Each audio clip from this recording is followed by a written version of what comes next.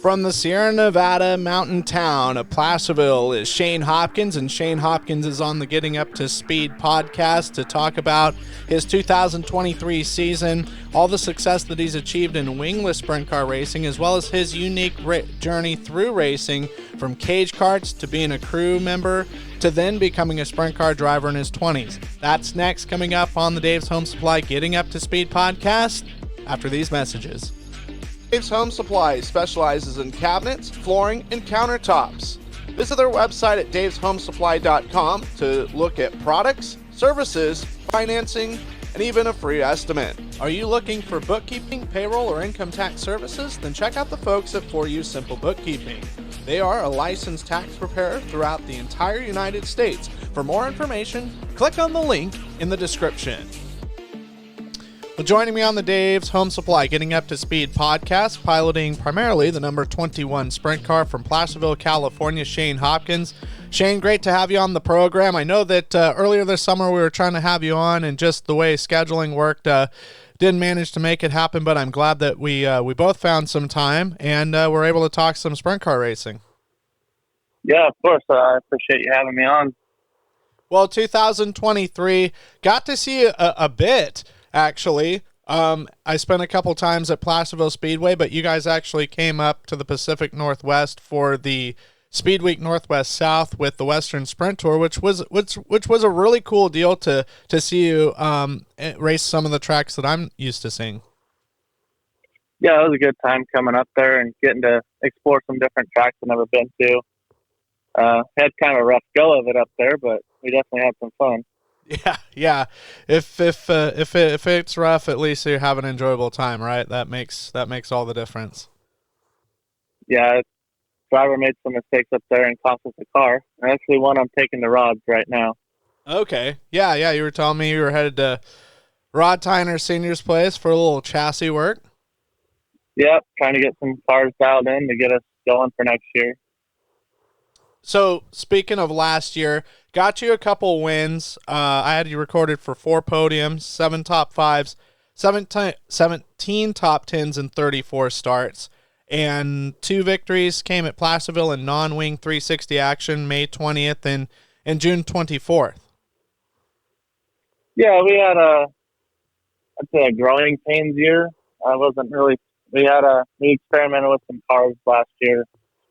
We ended up switching off of right before we went up to the Oregon Speed Week. But I mean, we were able to get 2 wins at Placerville, which was good. They're actually one hunt race, and then one that's actually promoted by my car owner, the High Speed Industries, Chris Meyer. Oh, that's right. Yeah, that was the weekend. Labor Day weekend, you guys had a big paying race alongside the NorCal Posse Shootout, and the second leg ended up getting washed away. Yeah, unfortunately. But that's going to be, I think, a pretty cool deal for, something. When you think about it, there's been historical big wingless races at, Paris with the Oval Nationals, and some other racetracks have had non-wing stuff. But non-wing 360 to have a big show, I think it, for the state of California, I think it'll have a big draw.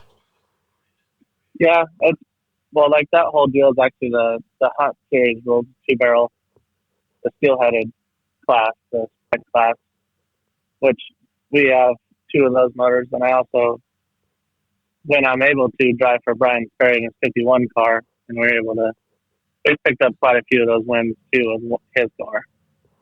Okay, yeah, and that is something great that you bring up. Is there is a difference between the Hunt Series and sort of an open 360?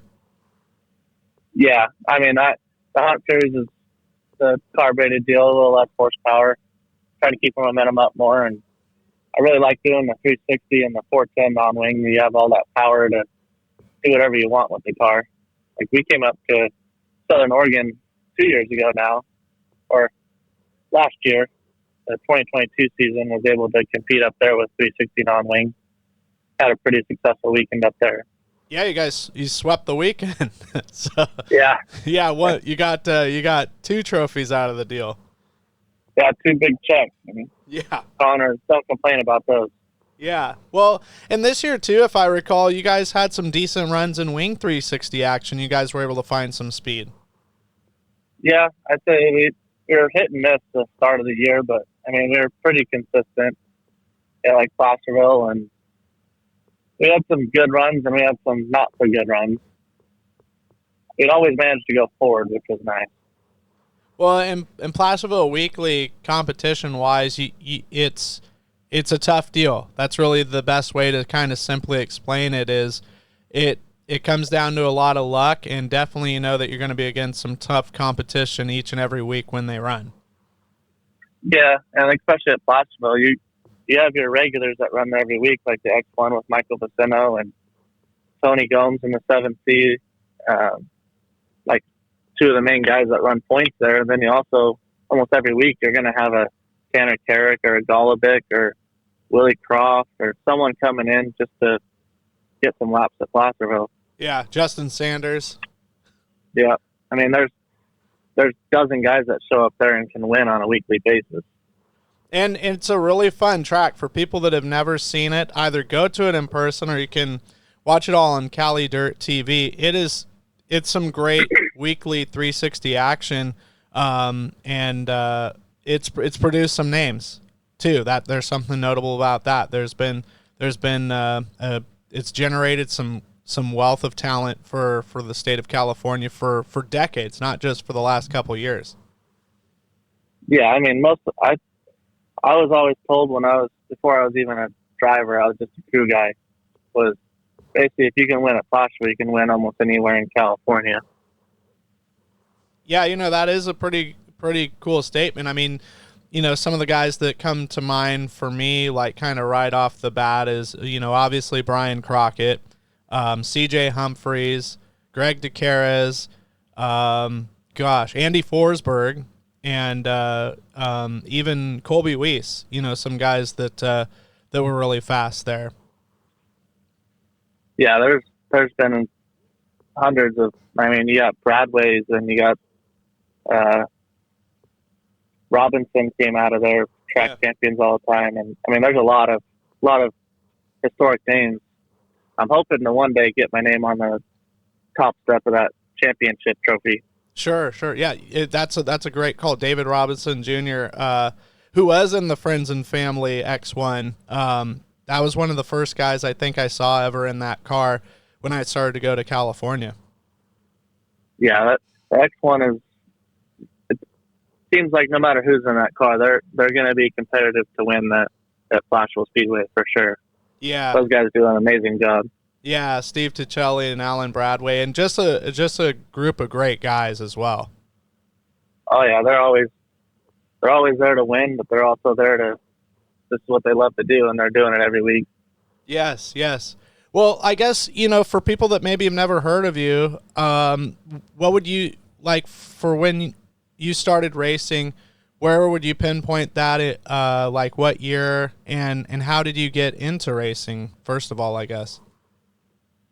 So starting off, my dad was 1992 Rookie of the Year at Placerville, and my uncle Justin, he still races to this day. They both raced Placerville Speedway. My dad quit back in 04, 05 racing just because of money and everything else.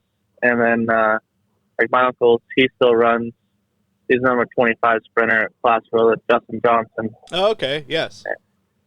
So that's my uncle. And I grew up always working on the cars in the garage and hanging out. And then I had a chance to drive when I was 10 in outlaw karts for about a season and a half. And I won one box stock race when I was at Lakeport. And that was about the only time I've ever won a race besides in the sprint cars. Mm-hmm. And then I was full-time crew member for Clyde at Tri-C Machine for, I think I worked for him for 6 seasons. And I worked for different various teams throughout just working on them. Like that was my full-time job for a while. So got to got to rub shoulders with Lee Lindgren for some time there. When was Lee there when you were working for the Lamar team? Yeah, I worked with Lee for many years. He taught me a lot of what I know, and I also worked with Richard Brown and Clark Riolo. I was kind of always just like the right-hand man, car chief, learning what I can. That's super cool because they're still all at it. Lindgren's, he's been helping out the Torgesons a bit, and then Richard Brown, Dominic Gordon's crew chief, and Clark Riolo with the guy you mentioned, Tanner Carrick. Yeah, their stories in racing is still continuing, even though they've been at it for so long. Yeah, and like if I ever get to a point where I'm no longer driving or lose the opportunity to drive, I still see myself working on them, back to doing that. So when it was actually, go ahead. It was actually it was in 2018 when me and my dad were just at dinner, and we ran into Vern Morrison. Okay, yeah, had the 97 car. Yeah, he built that car around me and my dad, and him kind of built that whole team. Mm-hmm. And then Vern just gave me a shot out of the blue. Like, he never met me before, and we ended up building a team in my uncle's garage and started from there. That's cool. Yeah, he had, what was it, Moxie Heating and Air Conditioning or something, or Morrison Concrete? The Moxie is Vern's company, and then his brother Guy owns Morrison Concrete. Okay. He also sponsors like Bloomfield and stuff like that. Guy does. Yeah, I remember they came up. I think it was Jody Robinson was driving for him for a little bit, only for I think 2019 to it had to have been 2019, maybe 2021, somewhere in there. I'm thinking 2019 though. Yeah, I think he kind of had his car out because I ran it a couple races in 2018, and then we went for Rookie of the Year with Placerville Speedway and Sprint Car Challenge Tour in 2018. Mm-hmm. And then we actually won both of those Rookie of the Years. Nice. Yeah. I definitely remember him. He's definitely a kind gentleman, that's for sure, and a great supporter of sprint car racing. Yeah, definitely. Well, he gave me my opportunity. And then, so you're racing cage karts, right? Did you do the Cycleland Red Bluff deal as well, or was it strictly places like at Lakeport? So I did one season when I was 10 at Cycleland and Red Bluff, and then we did the QRC tour with the box stock stuff, and that was just like a year, like combined like a year and a couple months of racing, and that was it. Mm-hmm. And my parents actually split, and we sold all the race cars. Oh, okay. Yeah, QRC All-Star Tour, they used to go to Southern Oregon Speedway, I think, or at least one year they did. Yeah. That was a cool deal. I remember talking to Kyle Larson about that, about he wished something like that was still around, and it's one of those deals you never know. It definitely would be cool. Yeah, that's actually one of the races I won was a Lakeport one for that QRC Cup. Nice. And then when was the transition to sprint cars? So I didn't race anything from that age all the way up to hopping in a sprint car at, I was 20, I was 23.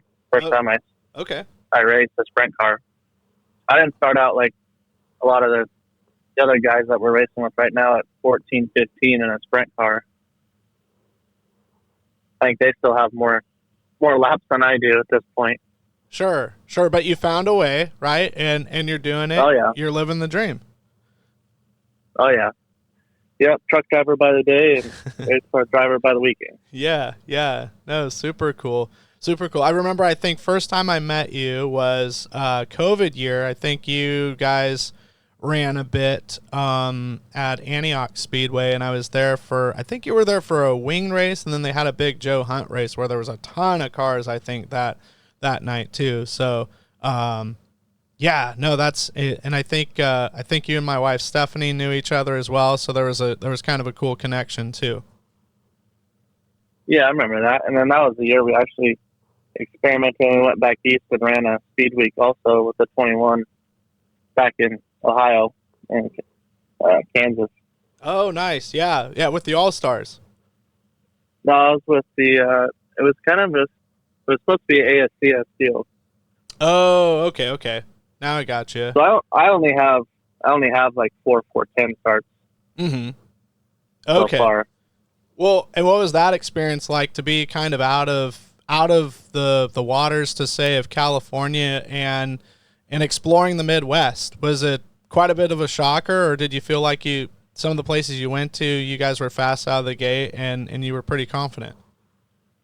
I wouldn't say we were fast back there, but it teaches you a lot, and you see a lot of different scenery. And we had 2 good runs there. We ran on the podium at Queen Creek, and I think there were 65 cars checked into that race. So I mean, it was pretty awesome to go back there and experience that, and then come back and race without fans that year. Kind of sucked, but Yeah, we got the race. that's definitely something I do not miss. A very eerie feeling. Yeah, it's just you don't hear the fans cheering you on or Yeah, getting loud when you're sitting there ready to fire off with a feature. sure. A silent four wide, basically. So, Yeah, literally. yeah.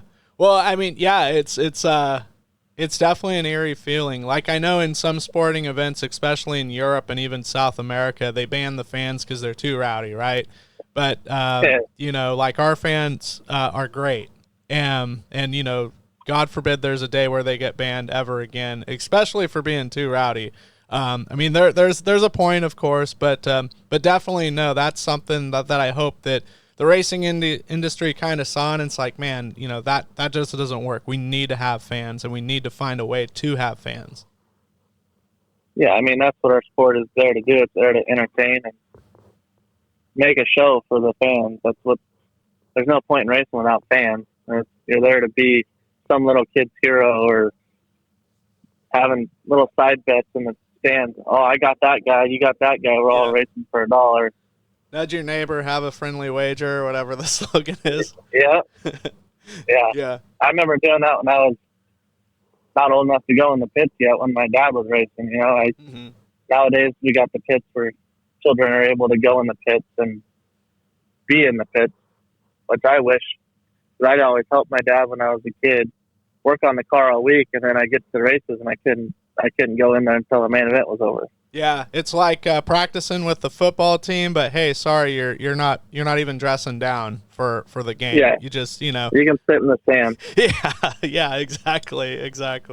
Yeah, make sure yeah, you're not even able to like give the guys water or anything. It's that bad. So Yeah.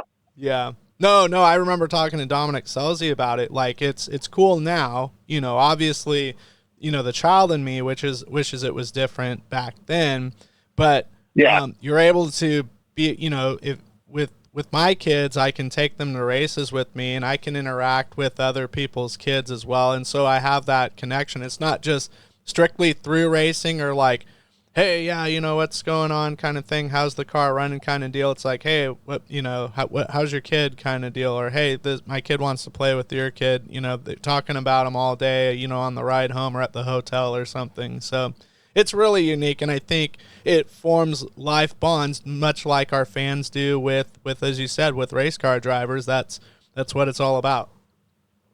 Yeah. I mean, the fans are the most important part, I feel, in racing.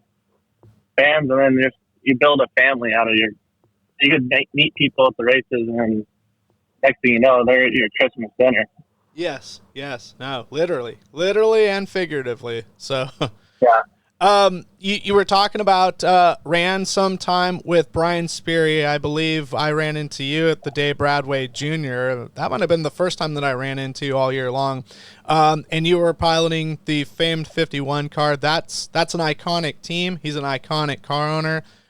Doing some research about him over the last few months. It's one of those people that's like, wow, I knew this guy was good and had some success, but I didn't realize what he had been able to do outside of being a car owner and a driver as a crew chief. He did some incredible things with some incredible drivers. Yeah, no, I became good friends with Brian when I worked over at Tri-C, and then he ended up giving me a shot to drive his his non-wing car there for a little bit, and then we teamed up, and he kind of went for the championship with the Hunt Series, but I wasn't able to commit fully to it. Mm-hmm. But we've won a lot of races. He's also my crew chief for the 21 also. Okay, yeah, and I just remember like, I remember going to like Trophy Cup, and I want to think Sheldon Hanschild was in his car for 1 year. That was the first time I'd ever really seen Sheldon race, and I knew that there was a connection there from his time back east with several prominent teams. And then, Austin Liggett, Brian I think, worked drove on for him it for a little bit.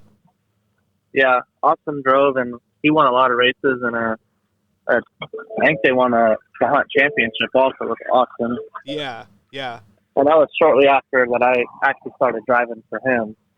Yeah, it was after Austin and him split. Yeah, he went back to his own 83 equipment, I think, and vacated. And no doubt it's with you and him, it's been a successful pairing.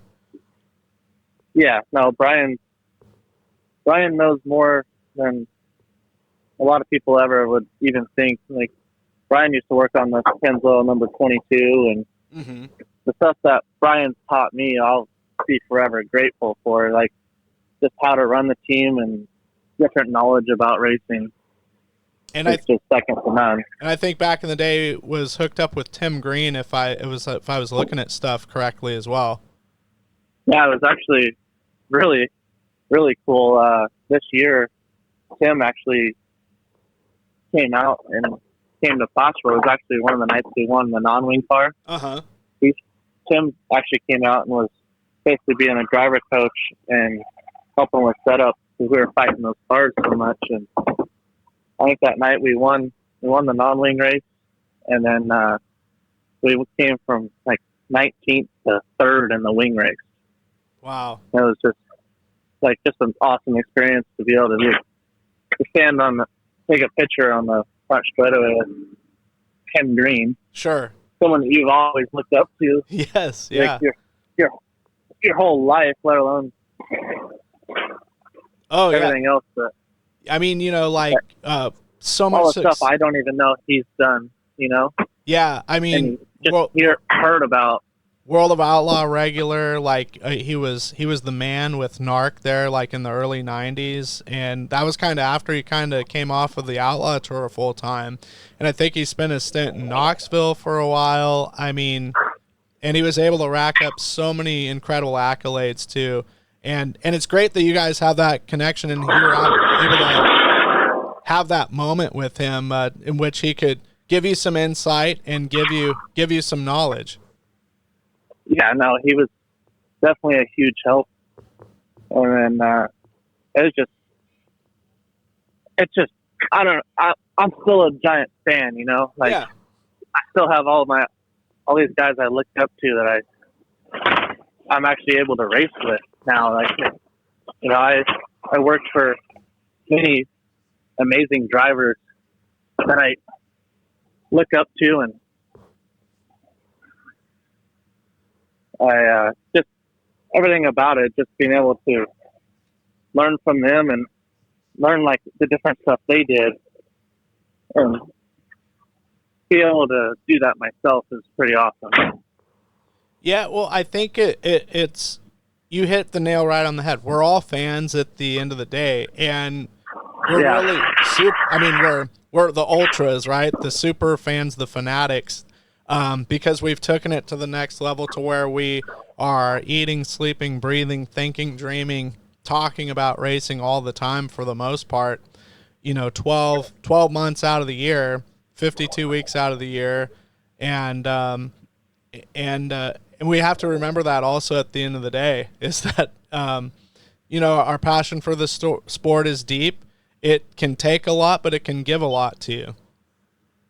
Yeah, no, it's definitely a very humbling sport, and getting to meet like all the different heroes that you have and stuff like that. It's just through Brian and everyone that I've met through him is just an amazing experience that I get to learn and grow from him. Hearing all the cool stories from back when he was on the road with like Child and all the other guys that he helped with on the road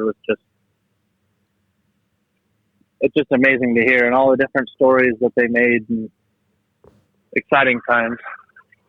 Well, I mean, you just think of things the way they were, even in the late 90s of like, oh my gosh, those guys were racing a lot, and those guys were crashing hard too. But, yeah, and they didn't have the bolt-on parts like we do nowadays either. Sure, yeah, and they had to make do with what they had sometimes too. If the motor was kind of hurt, they weren't able to ship it out in time or something. They had to, limp it through the next couple weeks or something. You had to be. And I'm not saying like things are ultra easily where it's like cupcake racing now or anything, but definitely a different era. I guess that's the best way to label it, where things were different, and so you had to be different. Yeah, and like you tell you stories about like how they used to use the landing gear of the trailer to bend arms, because you don't get your arms pre-bent ready to slap on your car like you do nowadays. Yeah. From whoever your dealer is or whoever manufacturers. A lot of times they had to bend their own arms or drill their shock studs where they want them in the arms. Nowadays we just kind of just put parts on and square it up and do whatever you want to do with it and go. Yeah. I mean, if you were involved in an incident or something and the frame was bent, you'd make it work, because you'd have people. You still have people like Rod Tyner Sr. that he come over and, oh, hold on, let me show you, and fix it in 2 minutes. You're like, how'd you even do that? Sure. Whereas, some people, and I'm not saying that they're bad people, they're like, all right, it's a junk frame, throw it away kind of deal. Well, I mean, I still see Rod at every swap meet grabbing wheels, grabbing this, and people are like, oh, it's garbage, I'm throwing it away. Sure. And he grabs it, fixes it up, polishes it up, and runs it on his own car with Isaiah. Yeah. Or whoever's driving his car, because they're usually fast regardless. And you got rod spinning wrenches. Yes, yeah, that's definitely a very well put statement there. So 2024, it's just right around the corner. We're just a few months from it. Have you got kind of a general idea of what you want to do for the upcoming season, or just kind of pick and choose, or are you going to dedicate to anything specific?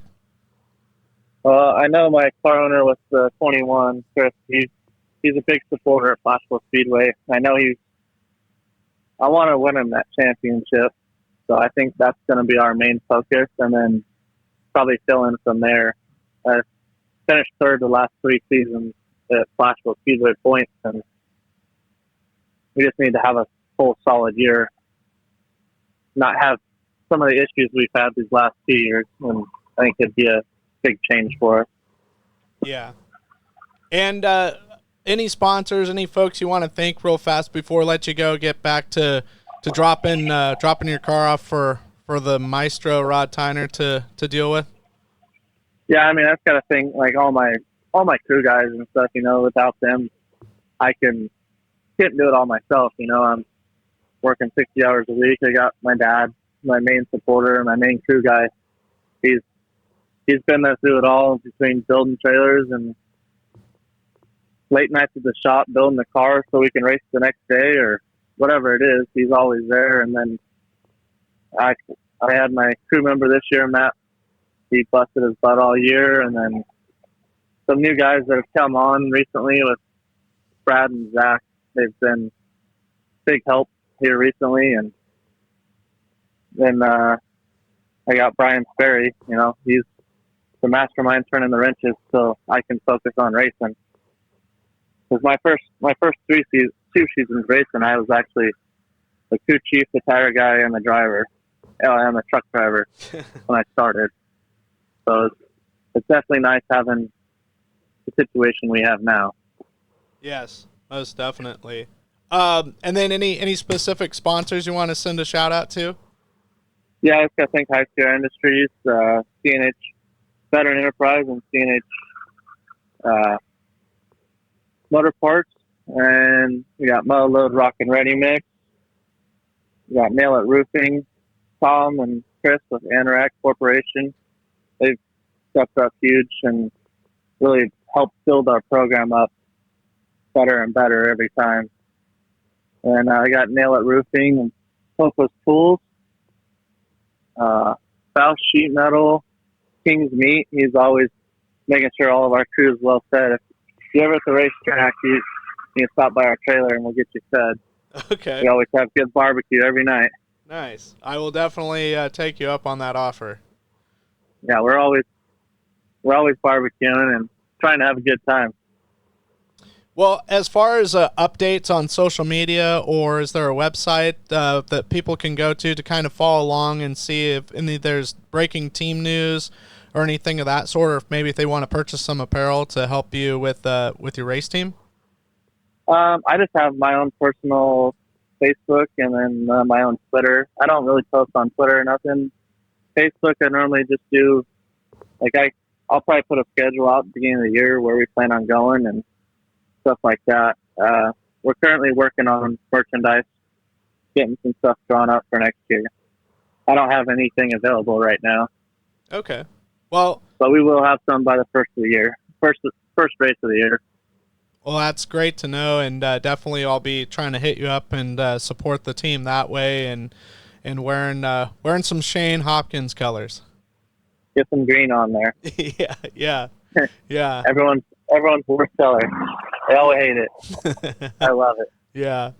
Well, it's been color money. It's been great. It's been great catching up with you and great knowing more about your story, Shane. And I hope the holidays are great for you and your family. And we'll definitely be staying in touch and check in with you at some point next year as well to see how things are going. And maybe we'll be dialing you up as the 2024 Placerville Speedway champion. Oh, that'd be amazing. If not, I just want to get some more wins in the wing car this year. That's for sure. But I appreciate it, and I hope you have a good holidays yourself, and try and stay dry up there. This episode is a production of Highside Racing Promotions. Be sure to like the YouTube as well as Facebook page, and like these videos. The more likes and the more attention it gets, and we would like to get as much information out to the racing community. Whenever or wherever you're watching these episodes, we hope that you enjoyed them